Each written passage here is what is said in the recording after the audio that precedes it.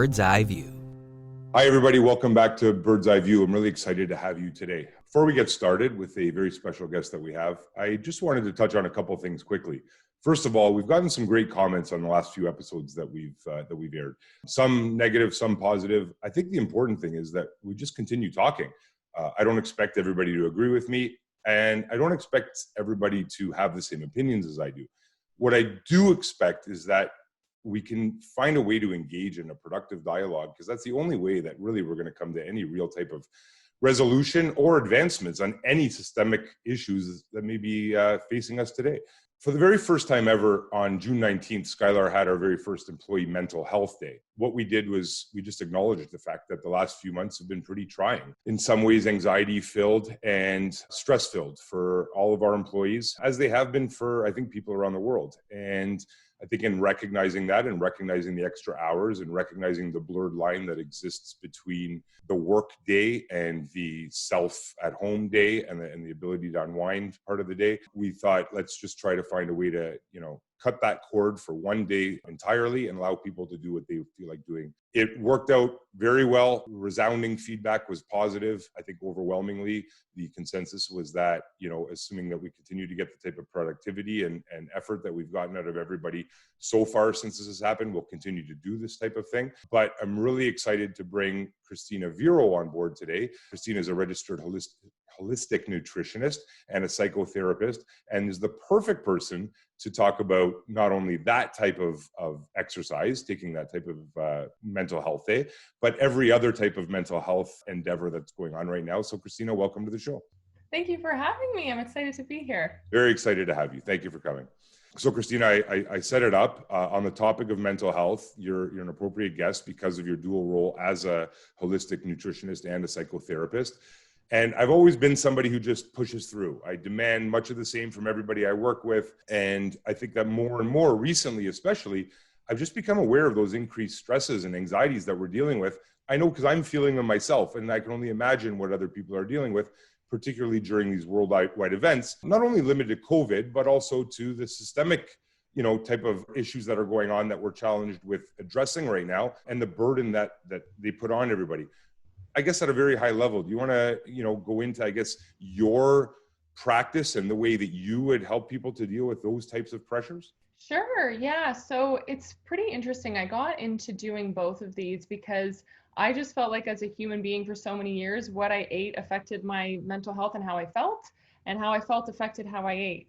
And I just thought, okay, there's got to be some sort of connection here. I decided to pursue it as a career. And a lot of people were really interested in that because they said the same thing. And so in terms of what's been happening now, I think you hit the nail on the head that we're all feeling a lot of these stressors.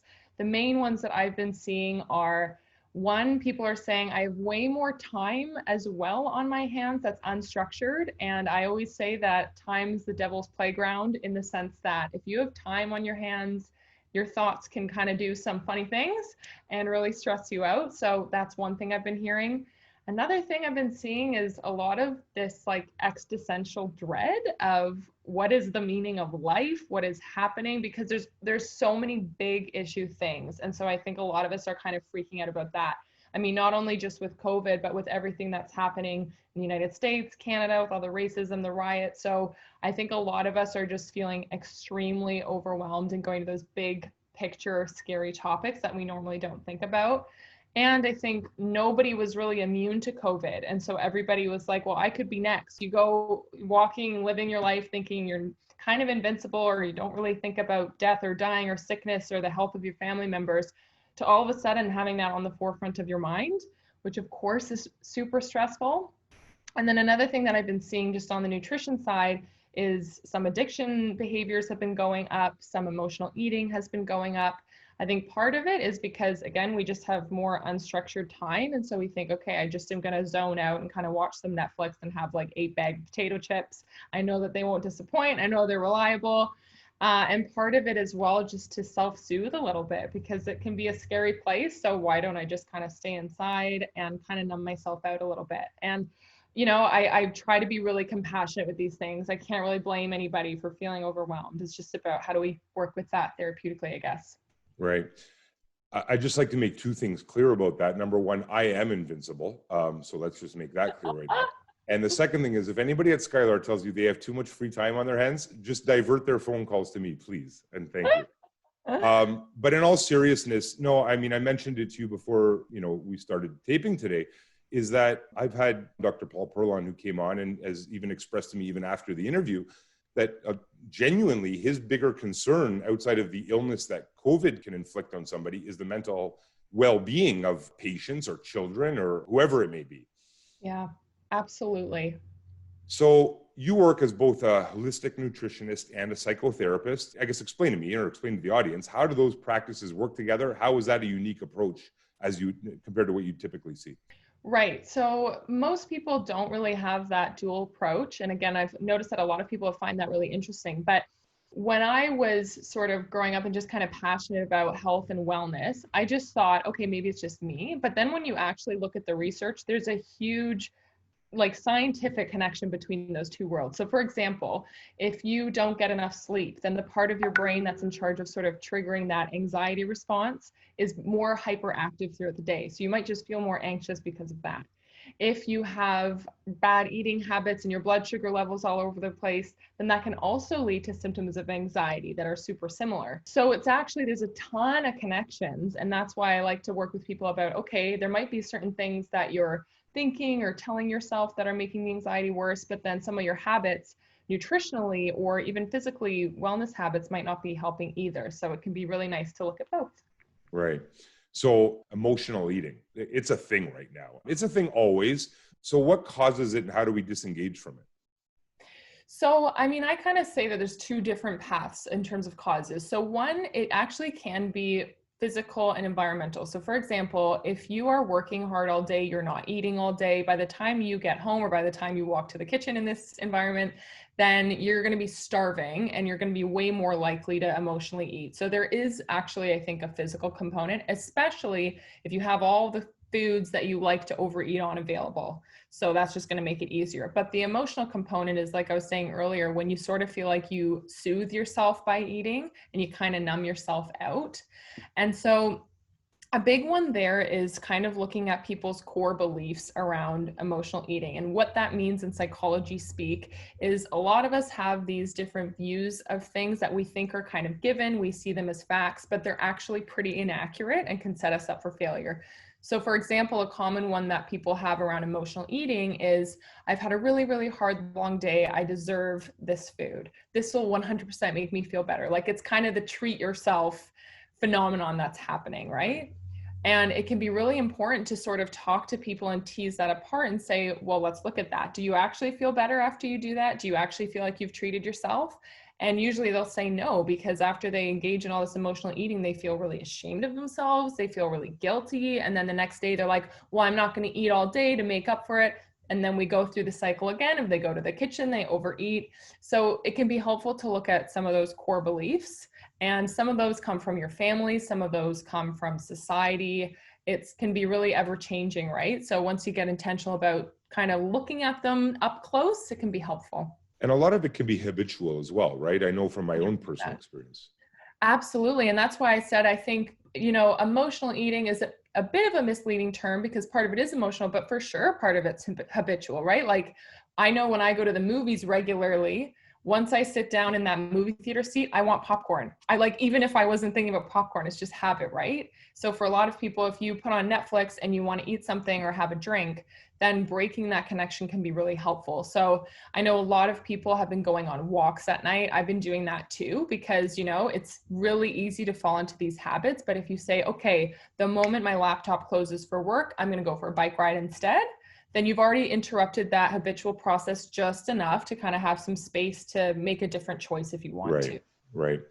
And then I think that lastly, on the eating part of the subject is something kind of in line with what you've already talked about, but I cycle. And yesterday we did 65 kilometers. And one of my friends who I was cycling with said, okay, well, I can go home and eat this, and this because I burned 1,500 calories. And I said, well, I don't think that's really the way it works, right? It's about eating right to feel right. Is that not right?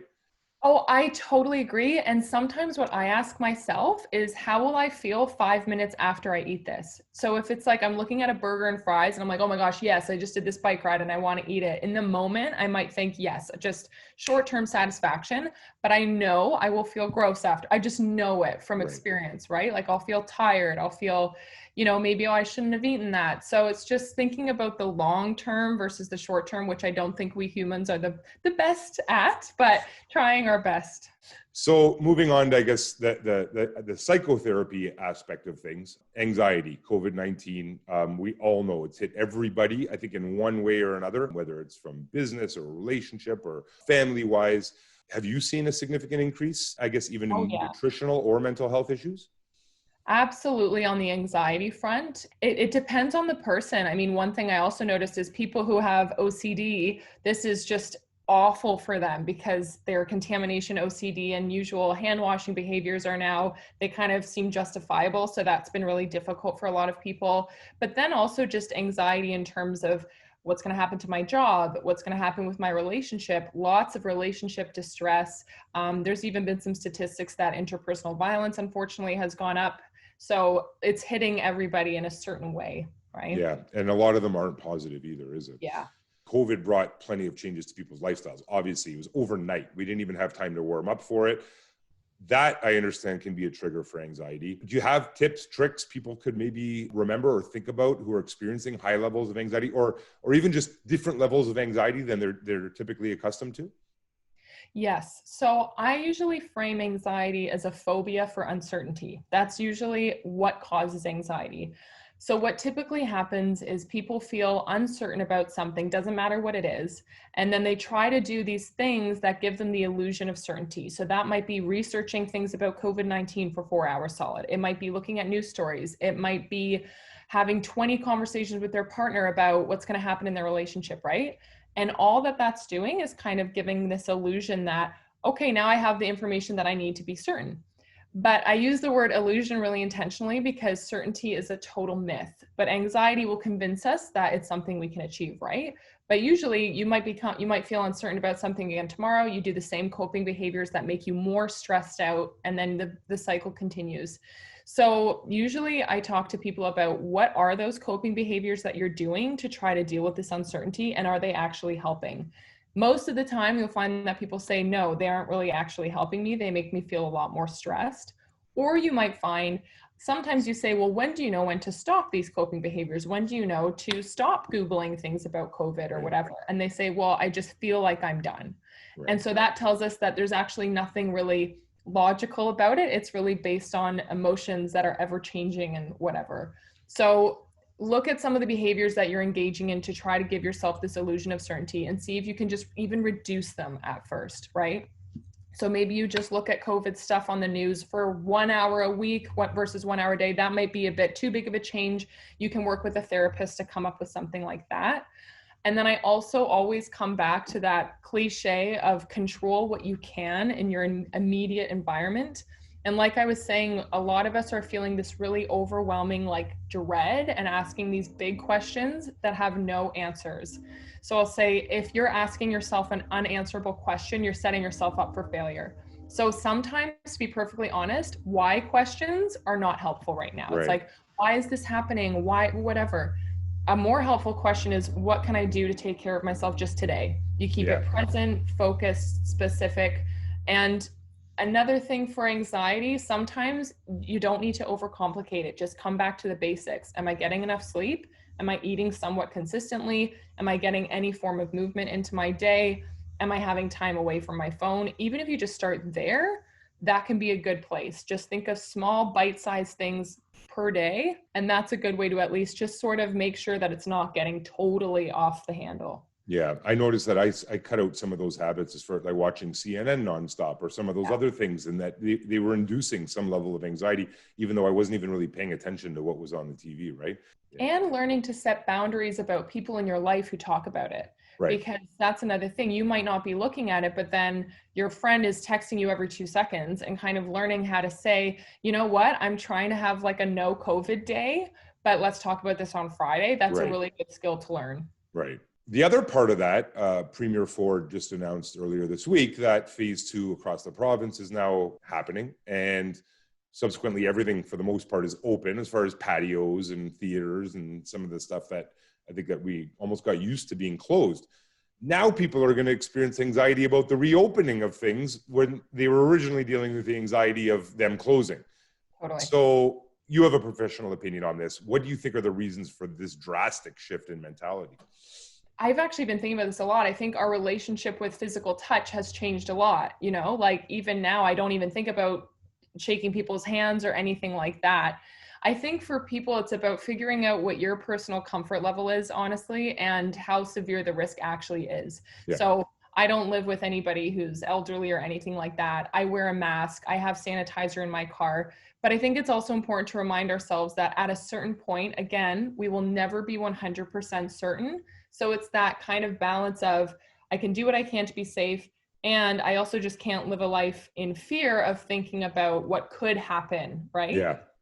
It's interesting. I saw there's another agency that I had a welcome back to work face masks, and they were red, green, or yellow. They were serving to indicate the person's comfortness with, either getting close to them or not. So green meant, yes, I'm comfortable with you coming up close and talking. Yellow meant back off a little bit. And red was, listen, I'm really nervous, stay away from me type of thing. And I thought that was interesting. But that's the other part of it. You don't know what the other people that you may be encountering, their comfort level is, right? And so it's the type of thing that you can't just assume that everybody else feels the way you do. And we have to be ultra cautious about that, right? Totally. So shifting gears a little bit to something you alluded to earlier, quarantining with a significant other.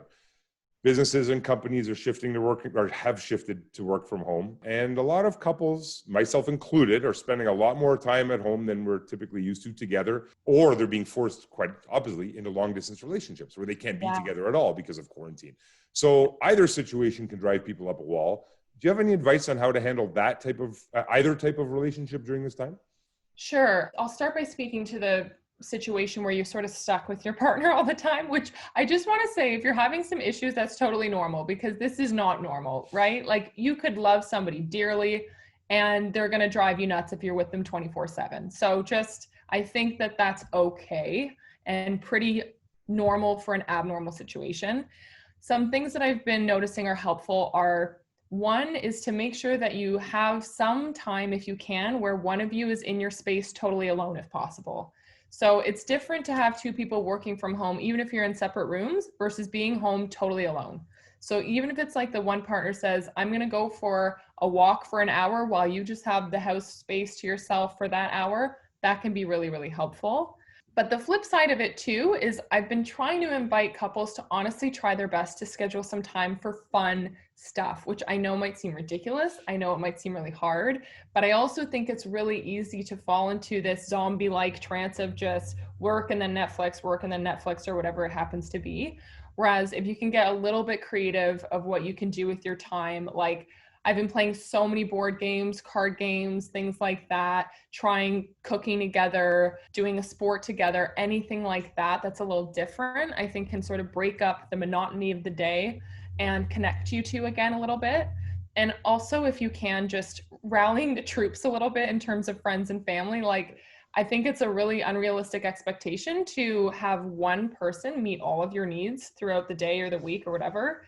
And you know what? Sometimes even with my partner, I've been like, no, you know what? Nothing you say right now will be helpful. I just need to call my friends. And then I feel better. And nothing about the relationship. It's just that we all need friends. We all need more than one person in our life, just for different reasons, right? Right. And then what about on the long distance side of things where you can't be together? Yeah. I mean, on the long distance side of things, I've been inviting people to try writing each other letters. That can be really fun because you get this like unexpected thing. You can always keep them. If you can do some sort of like time capsule together of videos that you record for each other. I like sending voice notes or videos if they're far away and if there's a different time zone. Thankfully, we do a FaceTime and things like that too. But also I think the flip side of that is I know some people are telling me I'm actually doing too much video chatting. So I think that's another area where you can set some boundaries of like, okay, I really want to be present for this call, but that will probably be the best time to do that is maybe Saturday morning then versus like once a night, because you can burn yourself out. And I know some people are like, I just don't have anything to talk about. Like, Yeah. still at home, still twiddling my thumbs. So I guess it's talking to your partner about what kind of a schedule-ish might work for the two of you to help you feel connected. Right. Yeah. Zoom burn is a real thing. I'm hearing about it where people getting burnout from just being on Zoom constantly. I mean, make use of the technology as best as we can, but don't overdo it because I think it may actually be more counterproductive than originally planned type of thing, right? Absolutely. And like frequency. So if you're doing a long distance relationship, just because you're talking every night, that doesn't necessarily mean it's helpful, right? That's For right. some couples, it's like actually one really good conversation once a week is more healthy for us or helpful or more connecting, you know? I guess moving on. So there's people out there and, they may be our audience who are looking for help. And it's important to highlight, the mental health industry. But for those who may be suffering, that, they need to know that people are ready and willing to help them. So for those suffering with different mental health issues, ranging from anxiety and depression or eating disorders to trauma, who may feel intimidated to reach out for help or maybe daunted by the whole process, do you have words of guidance for our viewers who may not know how to navigate their way towards a healthier mental state, or who they could reach out to, or can we just all call you? Oh, no, it's a great question because I know it can be really overwhelming at first. So if you have people in your life who you feel really comfortable about this, ask if they've ever been to a therapist, because word of mouth is really useful because they can at least say, yes, I did see a therapist and they were super helpful, or no, they weren't, whatever.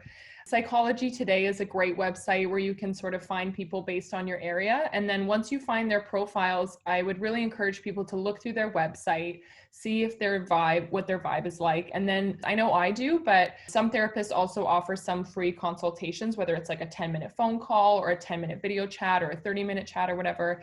And that's really nice because you can get a sense kind of the person's style and their personality. And don't be afraid to ask some questions about their credentials or about, their area of expertise. Anything like that is totally okay.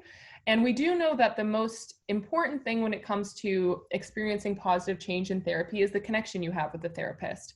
So it doesn't necessarily matter their credentials in some capacity, but as long as you feel like you like them and they're a good fit for you, then you'll experience positive change. So look for somebody where you feel like if you were just kind of like having a drink and a good conversation, Right. You feel like you could connect with them. Right. That's the best thing.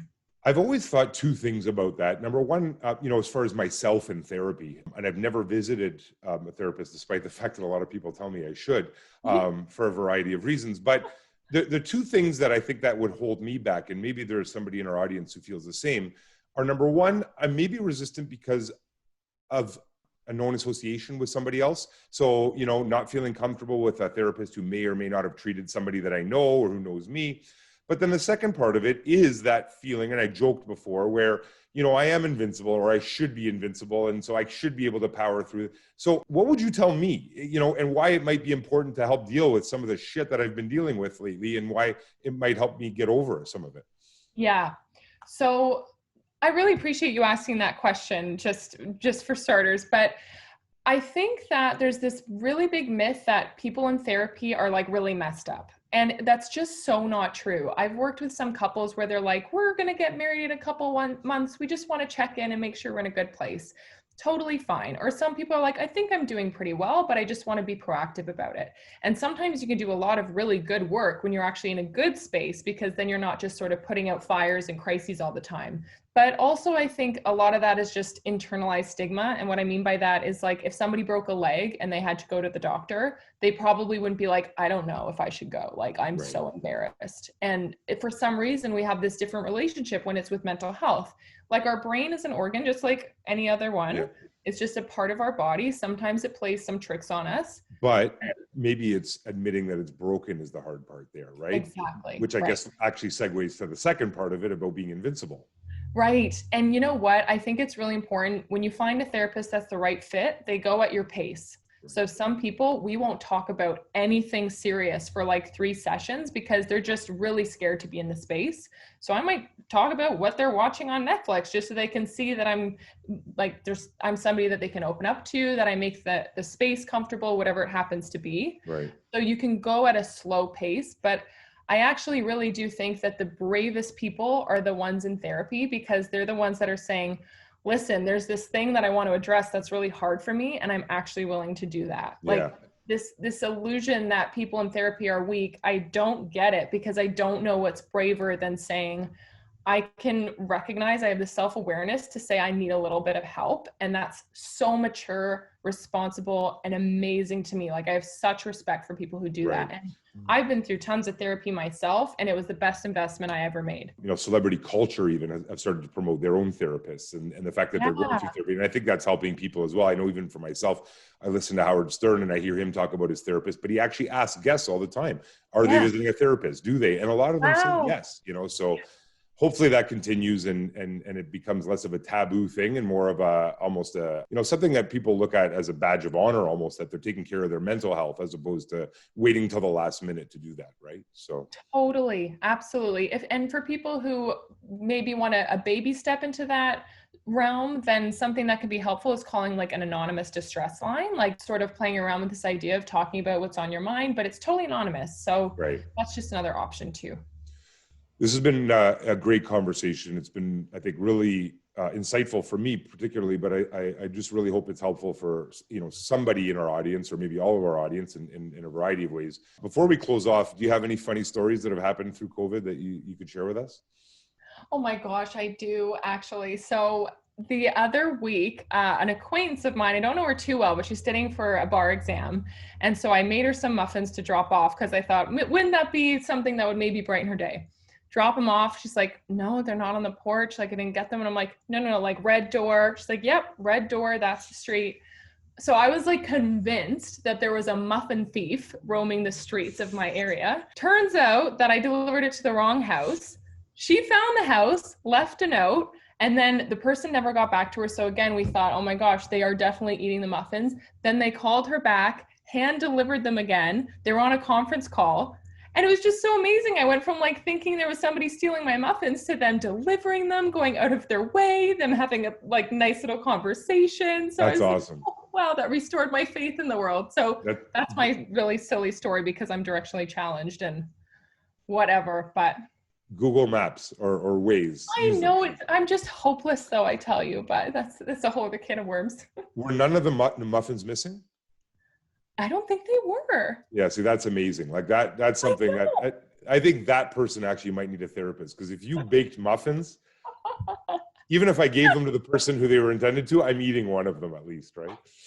Oh my gosh, yeah. So that was fun. Listen, Kristina, thanks again. I really appreciate it. We're going to include, obviously, your contact information, your website, and details. If anybody's interested in reaching out to Kristina, please do. As you can see, she's insightful. She's helpful. She's lovely to speak with. I think this conversation just proved it. But I really appreciate you coming on. Thank you. Thank you so much. Thanks for having me. Thank you. All right, everybody. That was a great conversation. I hope you got something out of it. Certainly something to think about. We don't need to wait till it's broken. Let's take care of our brain. Let's take care of our mental well-being. Let's take care of our health. And I hope on the other side of all this, we'll come out on top. Thanks for joining us. We'll see you next time. Bird's Eye View.